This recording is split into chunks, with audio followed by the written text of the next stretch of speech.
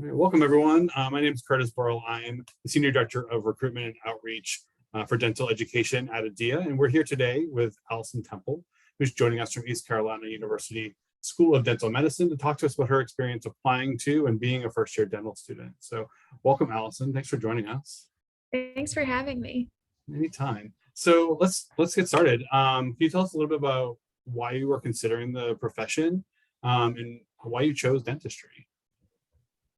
Yeah, so the age-old question that everyone gets asked during their dental school interview, luckily it's still fresh in my head because it wasn't too long ago that I was in the pre-dent shoes and applying myself. But I feel like, so my dad is actually a dentist, and I really tried not to want to be a dentist. I did not want to follow in his footsteps.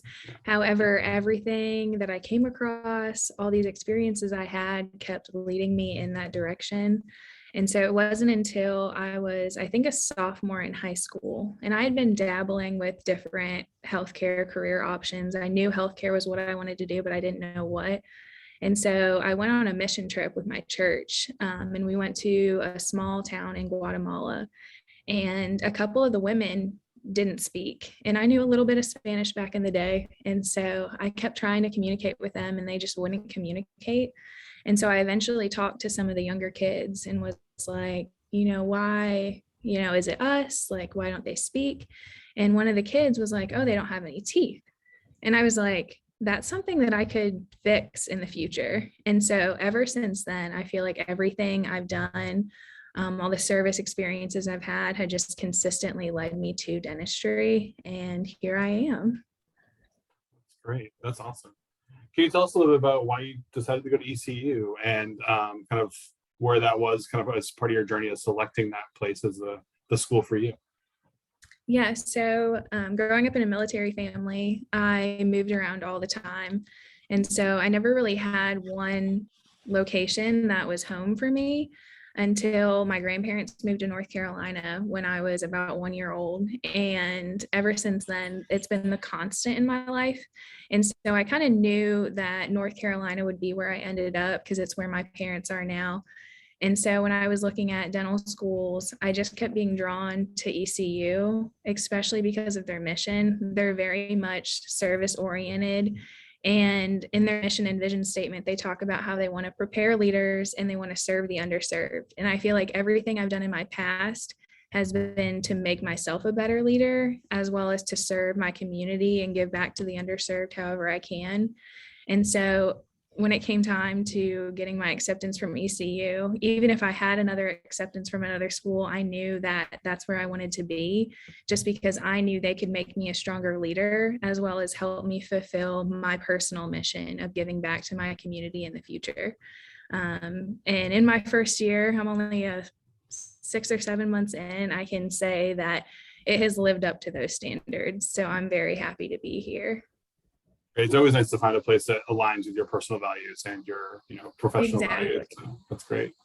Awesome. Can you tell us a little bit about how you leverage the ADEA resources as you navigated the journey to dental school? What helped you? What was really great?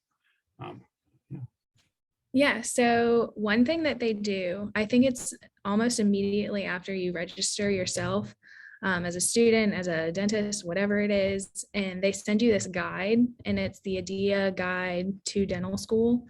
And it has little snapshots of almost every dental school in the US and Puerto Rico, I believe.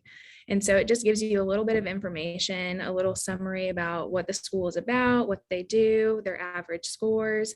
And so if you're, nervous about, okay, my DAT score is this, you can kind of look at what schools' averages are. And that's something that I personally did. Another thing that they did was if you needed help when you were applying on the ADSAS, they were able to communicate or get back to you pretty quickly. And I was a reapplicant, and so I know that they made the reapplication process so much easier than it could be. And all I had to do was click copy my application and it was there. And so that was very helpful. But that guide was honestly like my Bible when it came to applying to dental school, because it had everything that you needed in it. So that was awesome. I definitely recommend everyone should get a copy of that. That's great. Yeah, so it has all the schools in the US and Canada. So that includes Puerto Rico. Oh, Great. Can you tell us a little bit about the health profession scholarship program that you've enrolled in and how that's aiding you in your professional goals? yeah. So the Army, Navy, and the Air Force have a health profession scholarship, or the HPSB program, that you can apply for. And they have the 4-year scholarship, 3-year, and 2-year. I'm personally on an Army 4-year scholarship. And essentially, what it is they help you pay for school and you owe some time in the military. And so for myself, I'll owe 4 years of active duty to the Army. However, I think I said before that I grew up in a military family. And so I'm actually the 4th generation Army officer in my family. And we have, I think, 97 or 93 years of service to the Army. And so it's always been my goal to make us or get us to 100.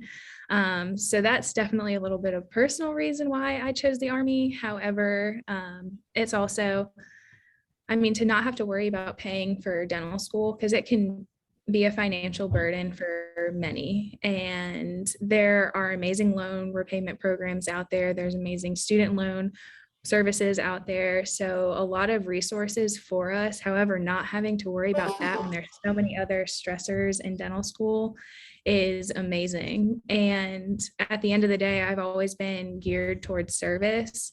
And I think there's no better way to serve than to serve your country. So I'm very excited and honored to have the opportunity to do that. That's awesome. That's really exciting. Hopefully you get to that 100th year mark and have a good celebration with your family. So I awesome. hope so. Nice. Well, as students are getting ready to make that journey and start that journey, what advice do you have for them on, how to be successful in pursuing a dental career? So, as someone who applied multiple times, for anyone who might be a reapplicant, definitely don't get discouraged, because it's not easy. If it was easy, there'd be a lot more dentists out there. And so I know that that was something that was hard for me, was because I was so competitive, and not getting in the first or second time definitely took a toll on me. But something I learned throughout the process was to stay true to myself. And instead of just becoming a score or a number on an application, I was like, let me still do things that I want to do. And so I had been recommended to do either a post-bac or take some upper level graduate science classes. And instead, I chose to get a master's in public health, which, although that title is still very prestigious to some, it's not necessarily what I was recommended to do. However, I knew that how much I love service and my community and the population, I knew that public health was a perfect fit for me. And at the end of the day, I really do think that going that path helped me get into dental school. And so if there's something that you wanted to do either before starting dental school or some like a degree path that you think, oh, this is what I want to do, but it might not help me, it actually could. And so definitely stay true to yourself, find good mentors, and don't be so focused on your numbers, because you're much more than your DAT score or your GPA. A lot of schools really do look at the whole applicant. So definitely just continue to do what you're doing, because I'm sure everyone out there is killing it. And if this is what you really want to do, it's what you're going to do. So just remember that. Great. Well, thanks for sharing your story with us today and learning more about you and your journey, and also your dedication to serving others, which I think is really great. And I'm excited to see where you go with your career in the years to come. So thank you very much, Allison. Really Thank appreciate you. it. Yeah. So if you want to learn more about the dental profession, check out ADEA, godental.org. So thank you very much. Have a great day.